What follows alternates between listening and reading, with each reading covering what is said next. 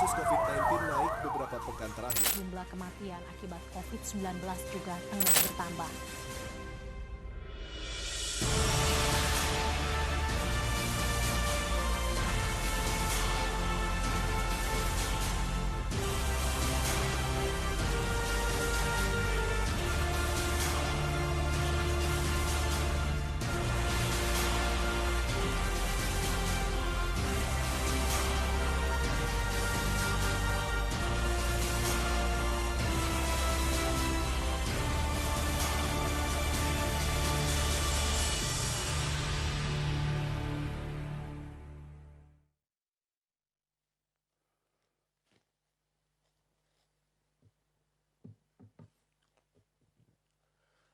Selamat sore Bapak Ibu sebangsa setanah air, salam sehat bagi kita semua. Hari ini Minggu 4 Juli 2021, saya Jody Mahardi, juru bicara Menteri Koordinator Bidang Kemaritiman dan Investasi, akan menyampaikan perkembangan terbaru dari pemberlakuan pembatasan kegiatan masyarakat darurat di Pulau Jawa dan Bali, yang kita semua warga Indonesia tanpa kecuali terapkan bersama-sama saat ini. Pertama-tama sekali, penting sekali kami tekankan saat ini bahwa semua masyarakat Indonesia, khususnya yang berada di Pulau Jawa dan Pulau Bali, mengakses informasi yang resmi dan valid. Situs resmi pemerintah adalah covid19.go.id. Bagi yang mobilitas tinggi, klik s.id/info vaksin untuk mendapatkan semua informasi yang diperlukan di smartphone kita. Kabar terkini yang resmi dari pemerintah adalah siaran pers secara langsung yang disiarkan oleh TVRI dan berbagai stasiun televisi swasta lainnya. Juga disiarkan secara langsung oleh RRI, Radio Republik Indonesia, dan berbagai stasiun radio lainnya. Siaran ini dilakukan setiap hari sejak Jumat 2 Juli 2021 sampai dengan 20 Juli 2021 pada pukul 17.00 waktu Indonesia Barat. Tanpa kecuali, jangan asal percaya semua informasi di media sosial mengenai penerapan PPKM darurat. Pastikan periksa ulang semua berita dan informasi yang kita dapat. Bagi mereka yang dengan sengaja dan menyebarluaskan hoax, berita tidak benar, akan diambil tindakan yang tegas, sama seperti para pelanggar PPKM darurat lainnya. Ingat, berita salah dapat menyesatkan pasien dan keluarga yang sedang menderita saat ini. Bahkan dapat mencelakakan orang yang masih sehat. Jangan sampai nyawa orang lain celaka karena hoax yang Anda sebar. Cek kebenaran berita. Apabila terbukti salah dan tidak valid, berhenti di tangan Anda. Hapus, ganti sebar berita resmi dari pemerintah. Bapak, Ibu, Saudara sekalian, setelah kemarin pemerintah sudah mengatur perjalanan dalam negeri, hari ini seluruh warga negara asing yang masuk ke Indonesia wajib menunjukkan kartu vaksin atau fully vaccinated dan hasil PCR negatif COVID-19. Saat tiba di gerbang kedatangan internasional, mulai Selasa 6 Juli 2021, 2 hari lagi dari sekarang, ketentuan detail dan petunjuk pelaksanaan dari peraturan ini segera akan diatur oleh Surat Edaran Satgas Penanganan COVID-19. Dan bagi WNA maupun WNI yang baru datang di Indonesia, wajib menjalani karantina selama 8 hari dengan 2 kali tes PCR. Yaitu pada saat kedatangan dan pada hari ke-7 karantina. Jika hasil PCR hari ke-7 negatif, maka dapat menyelesaikan masa karantina pada hari ke-8. Bagi WNI yang baru datang dari luar negeri dan belum divaksin, akan segera divaksinasi sesaat sampai di Indonesia. Apabila terbukti negatif COVID-19 setelah menjalani karantina ketika masuk di Indonesia, Menkumham, Menhub, dan Satgas Penanganan COVID-19 akan memastikan aparat penegak hukum dan petugas bandara melakukan penjagaan lebih ketat di titik-titik kedatangan internasional dan perbatasan. malam ini pukul 19.00 waktu Indonesia Barat, 4 Menteri, Menkes, Menkominfo, Menhub, dan Menteri BUMN akan melakukan press conference tentang integrasi aplikasi layanan kesehatan transportasi udara. Pernyataan pers tersebut dapat disaksikan salah satunya melalui live streaming YouTube Kementerian Kesehatan Republik Indonesia. Satgas Penanganan COVID-19, Kementerian Luar Negeri, dan Kementerian Perhubungan akan mengumumkan keluarnya surat edaran perjalanan luar negeri terbaru pada pukul 20.00 waktu Indonesia Barat malam ini. Bapak, Ibu, sebangsa dan setanah air, lonjakan kasus masih terjadi. Hari ini pasien positif COVID-19 bertambah 27.933 dengan 555 kematian. Menghadapi situasi ini, pemerintah saat ini menyiapkan beberapa tempat untuk penanganan pasien COVID-19. Di antaranya adalah Rumah Susun Nagrak, Rumah Susun Pasar Rumput, Wisma Atlet, dan Asrama Haji. Peruntukan fasilitas tersebut akan ditentukan Kementerian Kesehatan dan Satgas Penanganan COVID-19 berdasarkan kriteria urgensi penanganan pasien COVID-19. Pemerintah juga mengantisipasi lonjakan pasien COVID-19 dengan menyiapkan rumah sakit lapangan baru di beberapa titik kritis di berbagai wilayah, dan pembangunan tenda peleton yang dimiliki oleh seluruh jajaran di kepolisian, TNI, kementerian, dan lembaga yang akan didirikan di seluruh Pulau Jawa dan Bali. Kita menyadari ketersediaan oksigen terbatas. Maka dari itu, pemerintah akan terus mengusahakan dan mencari jumlah oksigen secara maksimal dengan berbagai cara, baik di industri lokal maupun menyiapkan import oksigen. Saat ini, keselamatan rakyat adalah hukum utama. Dapatkan panduan praktis pertolongan pertama pada pasien yang kadar oksigen pada oximeternya di bawah 90.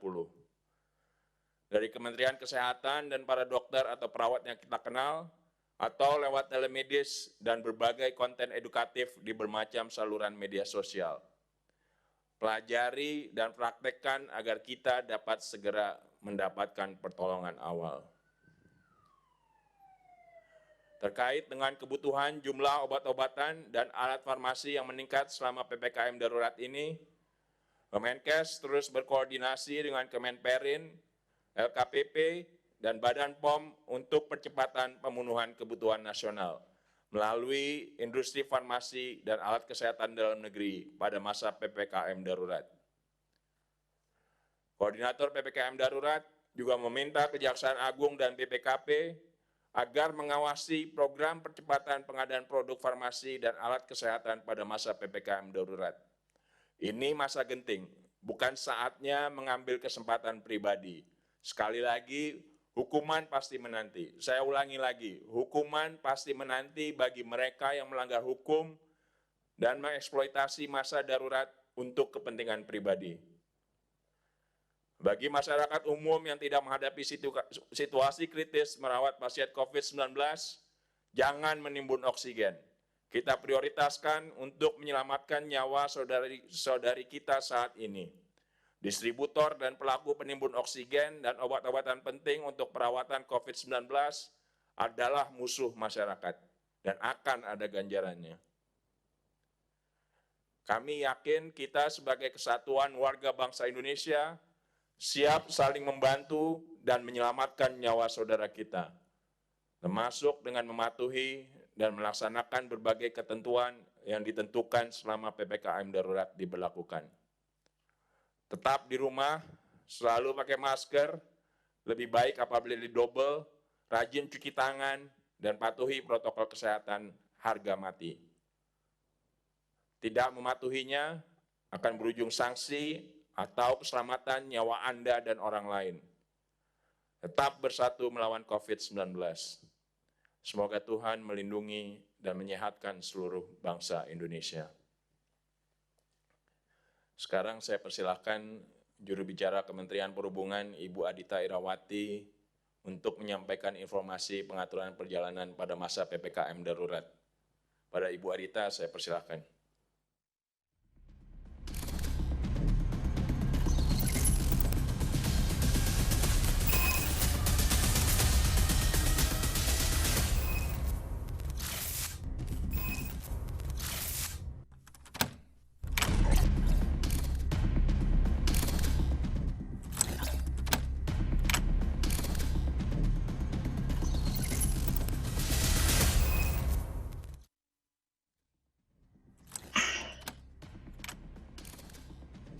Izinkan saya, Adita Irawati, juru bicara Kementerian Perhubungan, untuk menyampaikan informasi mengenai PPKM darurat di sektor transportasi.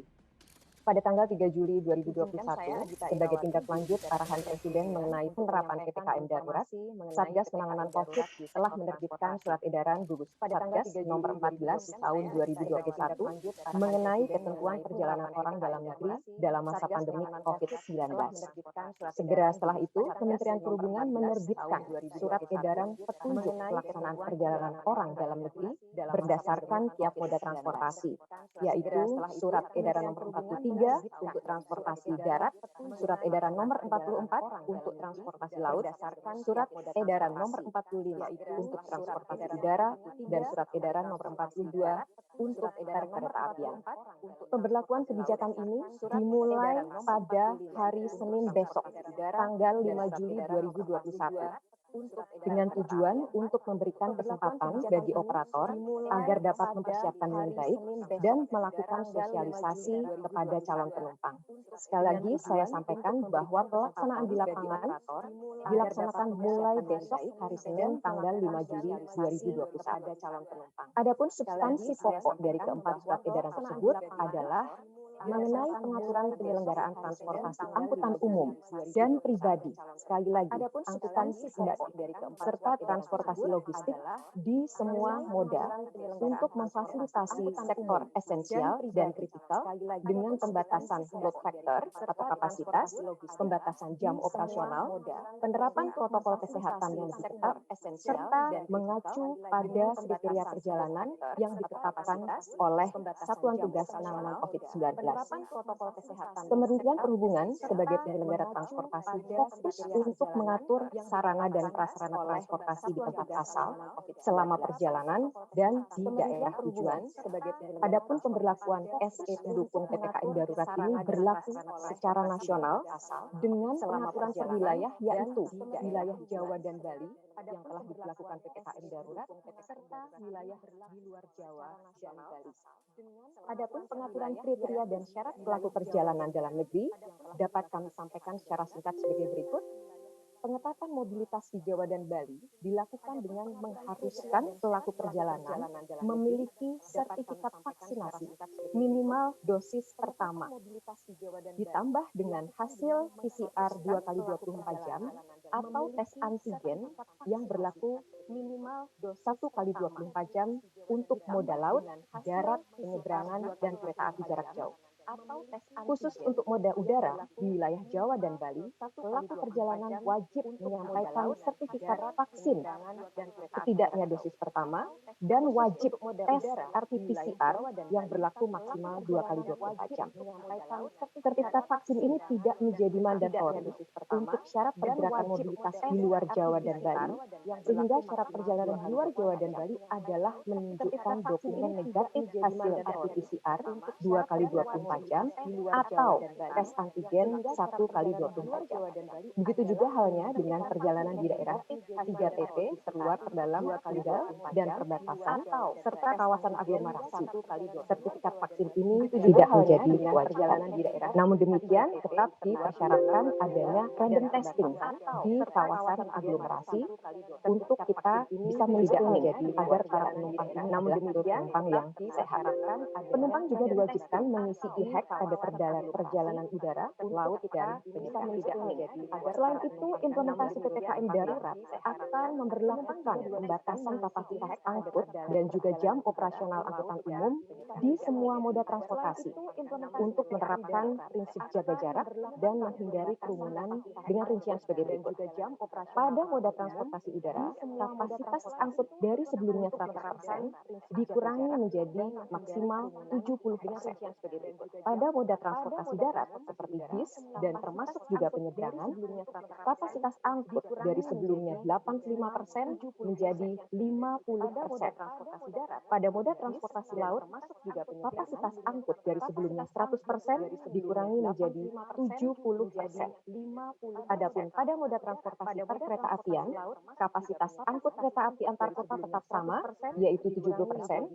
Untuk kereta KRL dari sebelumnya 45% menjadi 32%, dan untuk kereta api perkotaan non-KRL tetap sama sebesar 50%. Adapun jadwal operasional sarana angkutan seluruh moda transportasi akan disesuaikan dengan jadwal operator transportasi tersebut, sementara untuk transportasi darat, baik itu bis maupun penyeberangan, juga akan disesuaikan dengan kebutuhan yang ada. Untuk jadwal KRL perkotaan akan mengalami perubahan menjadi pukul 4 hingga 21 waktu Indonesia Barat. Dalam pemberlakuan ketentuan ini, terdapat pengecualian terhadap orang yang dinyatakan tidak dapat menerima vaksin dikarenakan alasan medis pada periode dilakukan perjalanan. Dan untuk itu, kepada yang bersangkutan dapat menyertakan surat keterangan dari dokter spesialis dan tetap harus menyertakan dokumen negatif hasil RT-PCR maupun antigen atau antigen. Dalam melaksanakan penguatan 3T, testing, tracing, dan treatment, serta pelaksanaan surat edaran yang kami maksud di atas, akan dilaksanakan random sampling dengan menggunakan antigen test di simpul-simpul transportasi, di antaranya di terminal dan stasiun kereta api, khusus di wilayah atau kawasan aglomerasi. Adapun pengawasan secara random ini dilakukan oleh Kementerian Perhubungan dengan bersinergi bersama TNI Polri, pemerintah daerah, dan stakeholders terkait dengan melakukan pengetatan di perbatasan antar wilayah maupun kawasan aglomerasi dengan melakukan pemeriksaan dokumen kelengkapan syarat perjalanan. Untuk memberikan layanan kepada calon penumpang dan mendukung program vaksinasi pemerintah, telah dipersiapkan layanan vaksinasi gratis di simpul-simpul keberangkatan seperti bandara, stasiun kereta api, dan segera menyusul di terminal dan pelabuhan. Adapun bandara yang telah siap menyediakan layanan vaksinasi gratis adalah Bandara Soekarno-Hatta di Terminal 2 dan 3, Bandara Halim Perdana Kusuma, dan Bandara Sultan Syarif Kasim. Sementara stasiun kereta api yang telah siap memberikan layanan vaksinasi gratis adalah Stasiun Gambir, Pasar Senen, Bandung, Cirebon, Semarang Tawang, Yogyakarta, Solo Balapan, dan Jember. Dan tentunya akan segera menyusul lokasi-lokasi yang lain. Terkait dengan perjalanan penumpang internasional, termasuk syarat vaksinasi dan karantina, kami di Kementerian Perhubungan akan merujuk kepada surat edaran Satgas yang akan diterbitkan dalam waktu dekat.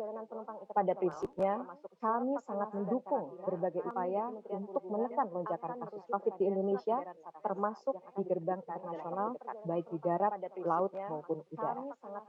Bapak, Ibu, dan saudara-saudara sekalian, mari kita patuhi dan laksanakan kebijakan ini demi keselamatan kita bersama.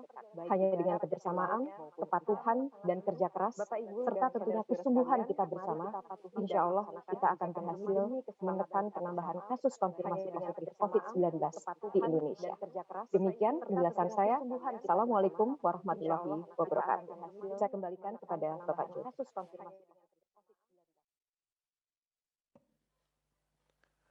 Terima kasih Ibu Adita. Kita dukung semua pelaksanaan kebijakan-kebijakan tersebut. Bapak Ibu sebangsa setanah air, seperti saya telah sebutkan, ada cara kita merespon dengan cepat apabila saturasi oksigen turun. Mari kita dengarkan panduan terapi oksigen di rumah oleh Dr. Praseno Hadi, PhD, spesialis paru konsultan KIC dari Departemen Pulmonologi dan Kedokteran Respirasi FKUI, yang juga bertugas di RSUP Persahabatan Jakarta. Dr. Praseno Hadi, saya persilakan. Persahabatan Jakarta. Dr. Praseno Hadi, saya persilakan.